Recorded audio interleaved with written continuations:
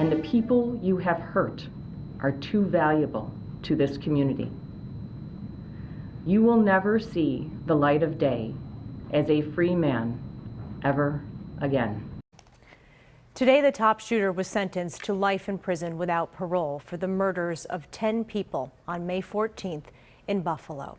We thank you for joining us today on Most Buffalo. We do have team coverage of today's sentencing, which was an opportunity for the victims' families and survivors to have their voices heard in court. We're going to begin today with Most Buffalo's Claudine Ewing, who was inside the courtroom when the sentence was handed down and also spoke to the families afterwards. Claudine, little comfort, I suppose, on a day like today. Absolutely, Kate. I think we can be clear on this thought. Even with a life sentence, there is still no satisfaction. Everything, every emotion that these families felt on May 14th, it returned. For some, it was worse. Peyton Gendron will spend the rest of his life in prison, and while there, the victim's families hope that he remembers. They hope that he remembers what he did, the pain he caused, and what every family member had to say to him. It was a packed courtroom today with raw emotion, remembering it is at the sentencing when the victims and their families get to speak. Just listen to some of them address the young self-proclaimed white supremacists.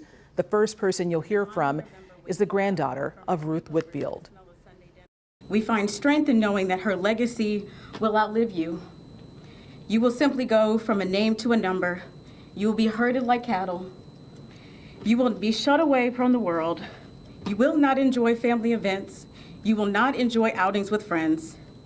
You will be nameless and faceless, and we feel sorry for you. We pity you even. Your life was meaningless before May 14th. I don't wish the death penalty on you. I wish they keep you alive. So you have to suffer with the thought of what you did for the rest of your life. Today, when I think of Robbie, I don't think of her like this. I need this picture to remind me she was a beautiful girl. I want personally to choke you and leave my fingerprints on your neck because it was unnecessary.